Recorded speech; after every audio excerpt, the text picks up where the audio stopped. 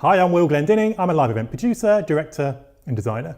Now, whether it's a sports event, an arts festival, a public event, a major conference or summit or such like, you're going to be reliant on multiple stakeholders. And whether you like it or not, you may or may not have complete control over them. Key stakeholders could be internal departments, local authorities, media partners, community groups, a board or senior officials, anyone your live event simply wouldn't be possible without. And if your live event is new to any stakeholders, or if it's in a new location or a one-off, one of the main risks of multiple stakeholder events is making sure these key stakeholders can and will actually deliver. It still amazes me how often this risk is left wide open and frequently unknowingly. I've lost track of the number of times I'm told stakeholder delivery is a non-issue or low risk for it to then prove to be the issue. If you appoint an agency or supplier to help deliver your live event, you or your team will probably apply considerable due diligence before appointing them. What can they deliver? How will they deliver? What expertise and experience do they have? How much will it cost? Important questions. Do you apply the same level of due diligence though to all stakeholders? Stakeholders you're just as reliant on as any supplier or any agency. Some key stakeholders are typically involved because they want to support you. They are the enthusiastic ones. Some are obliged to support you, making them more generally apathetic ones, and some have been told to support you. They're typically the more reluctant stakeholders.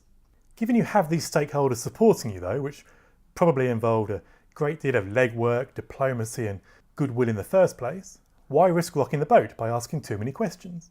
I often get told not to worry because key stakeholders are experts in their fields, or someone somewhere has developed a lovely list of roles and responsibilities detailing what all these stakeholders will do, leading everyone involved to believe everything's fine.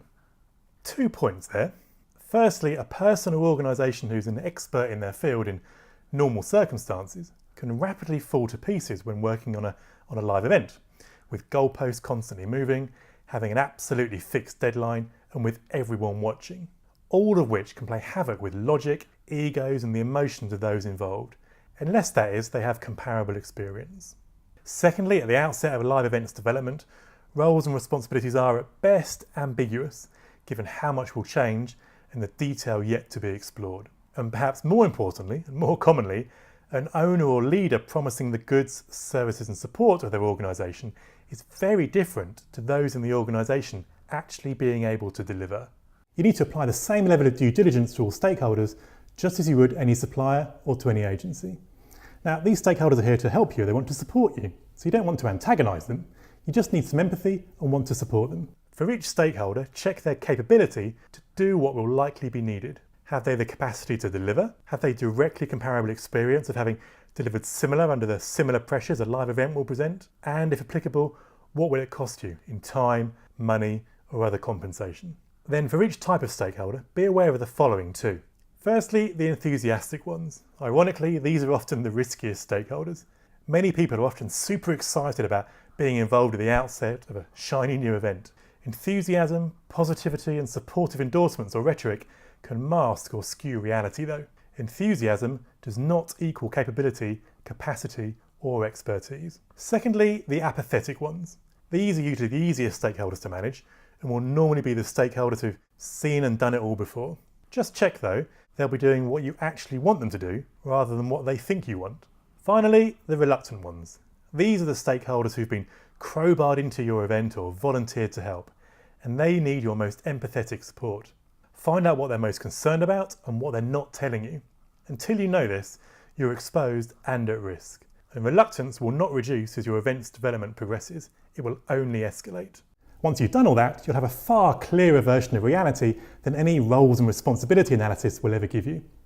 And once you've done that, you then need to assume that every stakeholder may fail and hope that they don't, rather than vice versa. And then you, your team, an external agency if you're outsourcing things, or potentially additional stakeholders can fill the gaps that look like they exist, support stakeholders where comparable experience, expertise or provision is lacking, or put in place contingency plans if needed. This is the surest way to make sure that you don't end up in a mess as everything that was enthusiastically promised gradually evaporates as that enthusiasm wavers. And perhaps more importantly, with the clarity this brings you, you'll get more sleep too, which is important. Anyway, I hope this was helpful. If you've got any questions, just drop me a line and I'll speak to you again soon.